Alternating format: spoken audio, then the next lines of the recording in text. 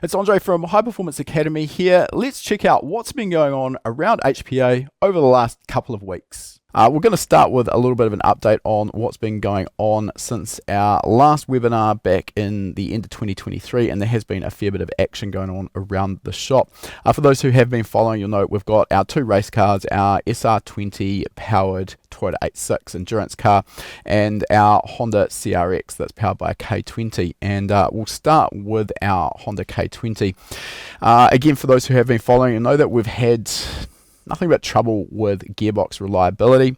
I'm going to put the blame firmly on Ben, my business partner, because he is pretty hard on gearboxes in general. But we wanted something that was going to give us a lot more reliability than what we're having, and hopefully give a little bit of performance improvement as well. We were running a GearX close ratio gear set in the factory K-Series 6-speed gearbox, and when it was actually going really, really well. But it was still a synchro mesh style gear shift, so a little bit slower than a dog box, not ultimately ideal for circuit racing. So we actually put in an order with Hollinger in Australia for one of their SF transmissions back, I think it was at maybe about this time last year, actually end of February, maybe the beginning of March, and we had tried to get that into the car for the beginning of August so that we could run our endurance racing season. Unfortunately, Hollinger in Australia have been a little bit low on manpower, and their lead times have sort of blown out a little bit. We actually only received that gearbox just before Christmas. But let's jump across to my laptop screen. It is an absolute thing of beauty, and we are stoked to have it finally in the shop. Santa Claus in this case really did come a little bit early. So this is a 6-speed sequentially shifted dog engagement gearbox, which is admittedly a bit of a mouthful for those who aren't aware, and I don't have a nice simple diagram to show this. Maybe I should have thought ahead. But dog engagement gearboxes basically have a set of castellations on the side of the gear and a dog ring that engages with those castellations. So very, very quick shifting, which is ultimately what we want for circuit racing and drag racing. A little bit noisy and not really that user-friendly for street use, which is why we don't see them in road cars. But quick shifting is really the key point there and should improve reliability. The gear strength as well in the Hollinger is going to be significantly better than what we had in the factory Honda gearbox. So this also incorporates the differential, given that it is a front wheel drive transaxle. So we've got a limited slip differential, different final drive in there. One of the challenges with speccing a gearbox like this is, particularly with Hollinger, there are literally thousands of different ratios available.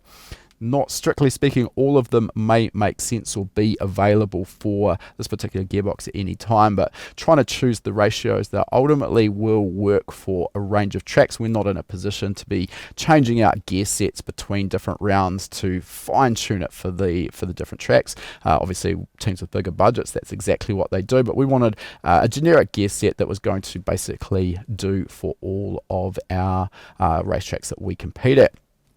One of the key things here is particularly looking at our terminal speed and the highest part, or the fastest part of the fastest racetrack. So basically, that's one of our data points. What is the fastest speed that we're currently getting?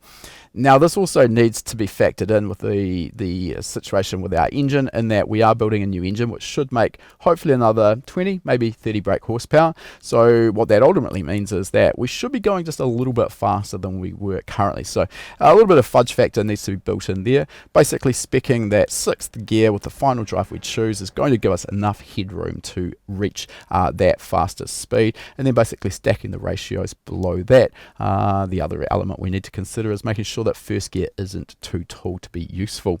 So we've got the gearbox. It's obviously sitting on the workbench at the moment and not in the car, but that shouldn't be too far off. Now, one of the considerations with this particular gearbox is that it is going to be manually shifted, so cable shifted. So we've got a shifter that sits in the car that uses a strain gauge gear knob. How this works is that we can now flat shift it on the upshift, so the driver can stay flat on the throttle. Admittedly, less of a benefit with a naturally aspirated engine because we aren't getting the benefit of reducing that time for the turbo to get spooled back up to full boost, but still a benefit nonetheless.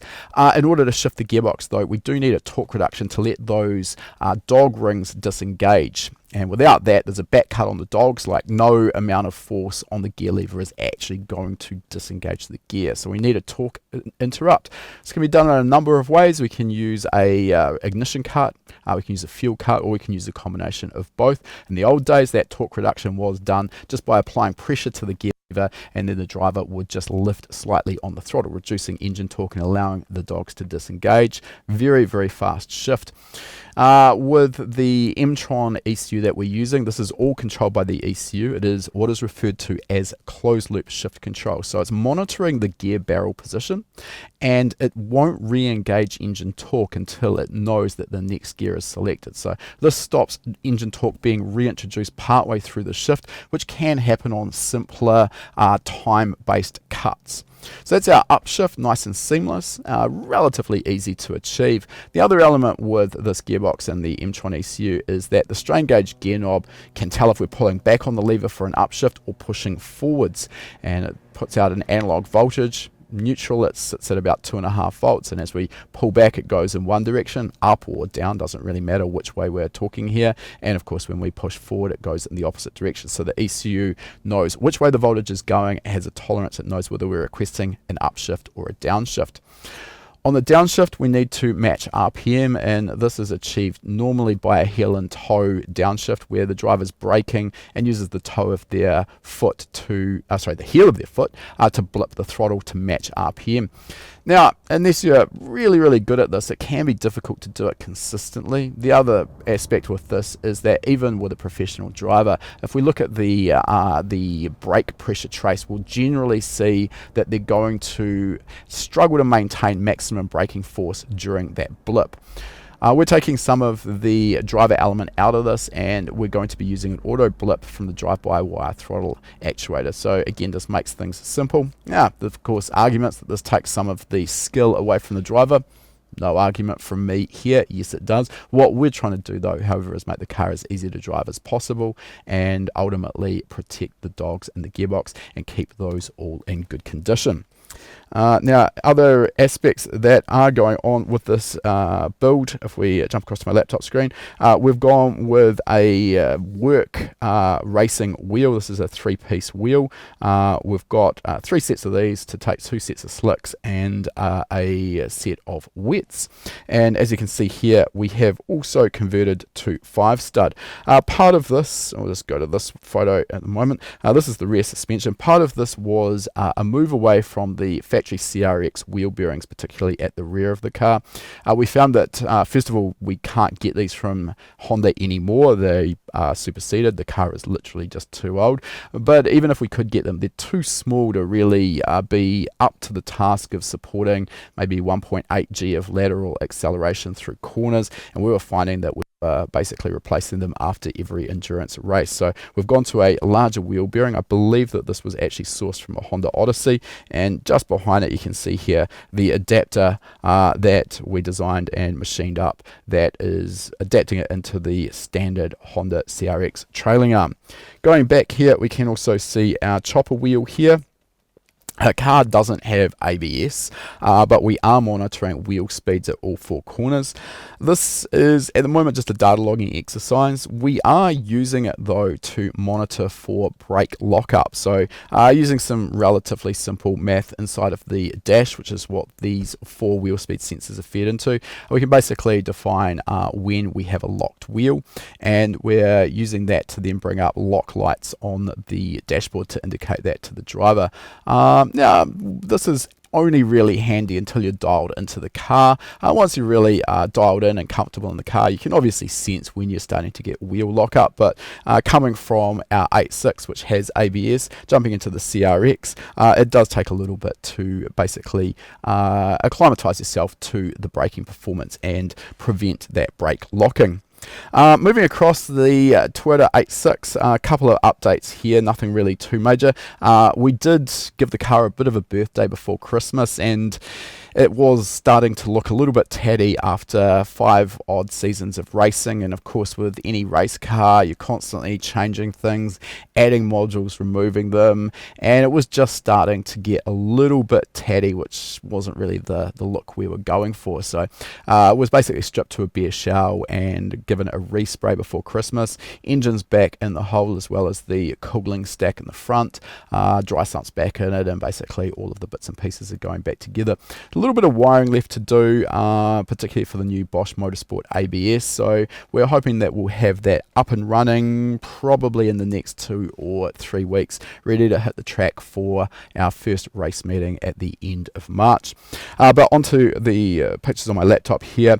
We have made a change to the front rotors and brake pads, so this is a larger diameter rotor, and we've also gone to a larger pad that's more designed for endurance racing. So you can see here the thickness of these pads. Probably overkill for sprint racing, but in an endurance race we are pretty hard on the brakes. The car is quite heavy and quite quick, so it does tend to take its toll on the brake pad life. So this should certainly help us out, and in conjunction with the Bosch Motorsport ABS, I'm really looking forward to an improvement in the braking performance. We did do some testing before we swapped out the factory ABS unit, so we are going to be producing a video showing the ins and outs of the Bosch Motorsport ABS versus factory, and I'm really keen to see what sort of advantage that actually gives us. One of the problems I have found with the factory ABS in the Toyota 86, and I would say in general it is actually a pretty good system. Given the dramatic changes to the car from factory, it's a wonder that it can cope at all. You know, we've gone from the factory wheels and tyres to a large width slick. It's now got downforce. It's able to brake at somewhere around about 1.8 G, and obviously the car's more powerful than stock as well. So essentially almost every element has changed, and the factory ABS for the most part works really well. What we have picked up though, and it is terrifying when it happens, maybe once every 15 to 20 laps, you'll hit the brakes in exactly the same way as you did at the same position the lap before, where everything worked nicely. You'll get on the brakes and the brake pedal is essentially rock solid and the car just doesn't slow down. And as I say, that is absolutely terrifying. Of course, the other knock-on effect of this is if you do manage to get the car slowed down and around the corner, obviously with a compromised line, and probably you're going to get passed as a sort of element of that, you then don't trust the brakes for the next 2 or 3 laps, and that costs you lap time as well. So pretty important with a braking system, understandably, to be able to rely on it. Last project I just wanted to touch on, which is our Toyota FJ40. This is ultimately going to be my daily driver, or at least I hope to have it as a daily driver. I won't go into the project in too much depth, we've covered it before, but it is powered by a Toyota 4.3 litre 3U ZFE. I managed before Christmas to complete the interior wiring harness for the Motec M170 ECU, and actually got the thing fired up for the first time, which was really satisfying. I always find with a long-term project, getting to the point where you can actually start the engine for the first time really reinvigorates the whole project. And despite the fact that it might not look like it, the end is in sight for this. Coming across, this is the interior harness, which is one of the more complicated, probably the most complicated harness that I have made. This integrates at this point the bulkhead connector that goes from the interior through the firewall for the actual engine harness.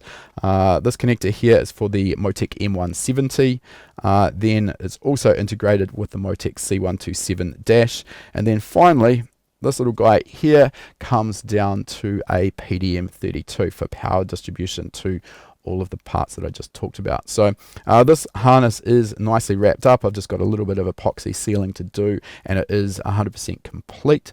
That leaves me with the harnesses for the chassis wiring, so headlights, tail lights, fuel pumps, and all of those good things. So still a little bit of work to do, and at that point we can get it off to paint. Now, I just thought it might pay to talk about in this photo some of these little boots that we can see here. It's pretty common to see boots around the likes of these Autosport connectors here and here.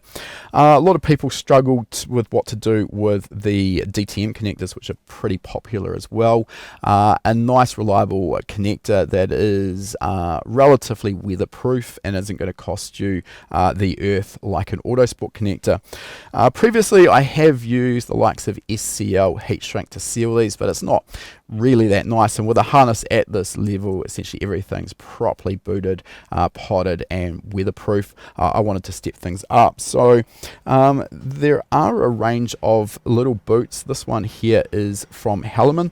I actually use these to pot and boot the back of the Otto push buttons that we quite often see mounted on steering wheels on race cars. These are available from Hellermann and TE Connectivity, depending on your preference or what's available. Basically the same. This is a straight boot. They're also available in 90 degree as well, just depending on what you're trying to do. So this is a nice easy fit over 2-pin DTM connector. You will be able to fit these ones, I think, as well over the 3-pin. There are obviously a range of different sizes. I use a different boot on the larger connectors, and the only downside is, as opposed to using a boot on an Autosport connector, these ones need to be assembled onto the harness before you fit the DTM connector, but obviously no big deal. One thing you do need to be mindful of here is just the heat that you're applying in order to recover these boots down. If you get a little bit too enthusiastic and use too much heat, you will actually start to melt or damage the DTM connector. Of course, if you are being mindful of the recommended recovery temperature, that's not going to be a problem, but I know a lot of people do tend to use more heat than is required or recommended.